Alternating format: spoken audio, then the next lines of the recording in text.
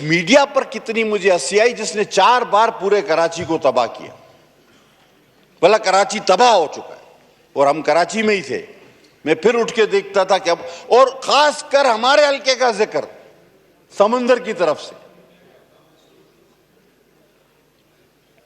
फिर हम परेशान, हम घूम रहे हैं केमाड़ी पर, अपने बंदरगाहों पर, कि वहां तो सर मेला लगा हुआ है, लोग सेल्फियां खिंचवा रहे हैं, लोग पिकनिक पे आ गए हैं, ये कह रहे हैं तबाह हो गया है। मैंने इतना कॉमेडी से भरपूर और अंधा मीडिया दुनिया का नहीं देखा। ये कॉमेडियंस थे।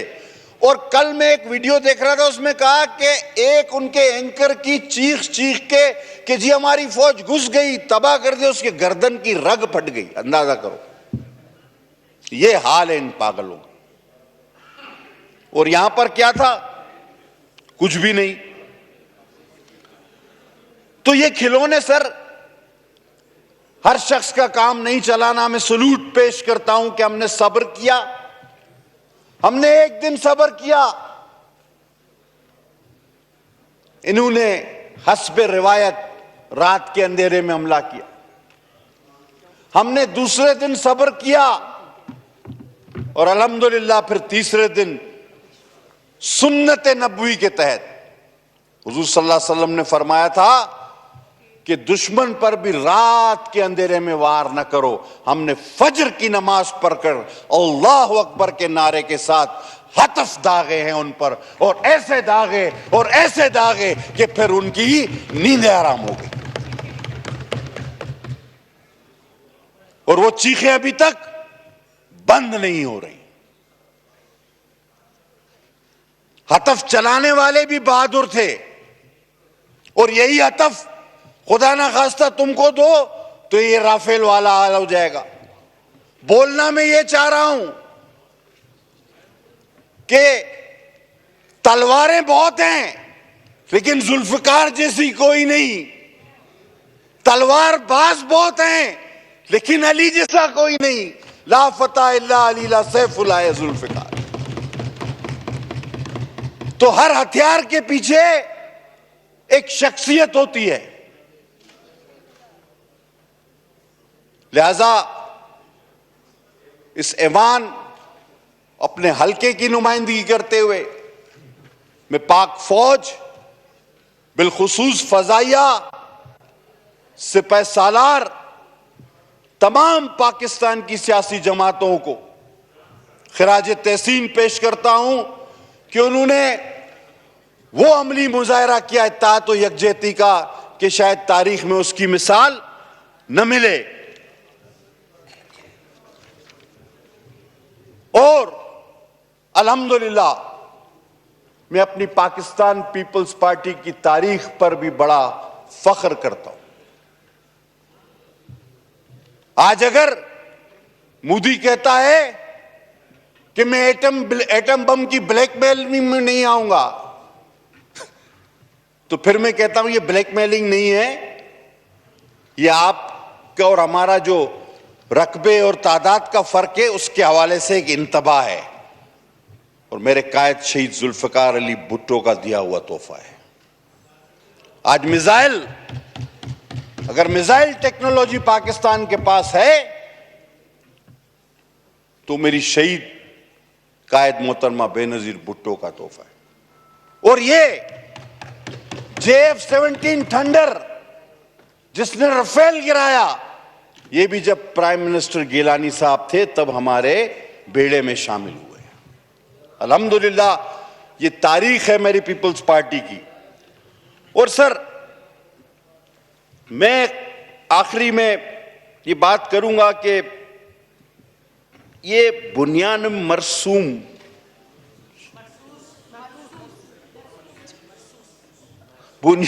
मरसूस आपने ऐसा नाम रख दिया। वो इंडिया वालों, वो तो था हमारे तो कुरान में है, लेकिन पूरे इंडिया में ये दोहराने वाला कोई आदमी नहीं मिल रहा था इनको। और ये ऑपरेशन का नाम जब आपने रख दिया बुनियान मरसूस, तो फतेह तो आपको वहीं मिल गई। एक एंकर इनका दोहरा नहीं पा रहा था, कोई लीडर नहीं दोहरा पा रहा था कि ये है क्या। और अच्छा हुआ हमारी भी थोड़ी बचत हो गई, क्योंकि हमारे भी कुछ लोग खातमुन नबीयीन तक नहीं बोल सकते, तो वो इधर होते तो क्या बोलते। फिर थोड़ी बचत अल्लाह ने की, बंदा चेंज था, वरना अगर आप सोचो वही होता तो फिर क्या होता।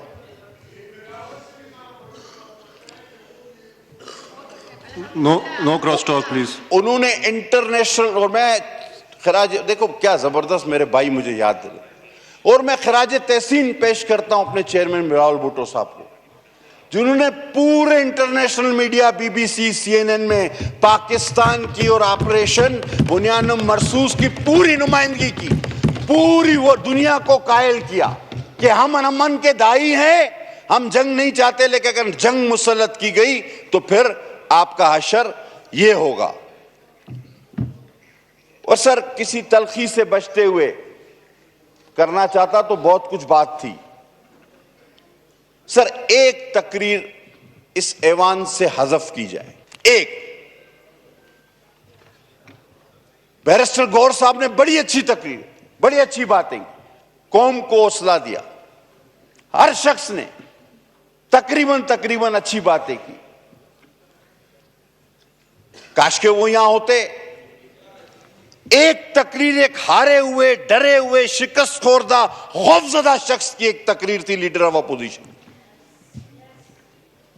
वो तकरीर पाकिस्तान के किसी शहरी के शायान शान नहीं थी।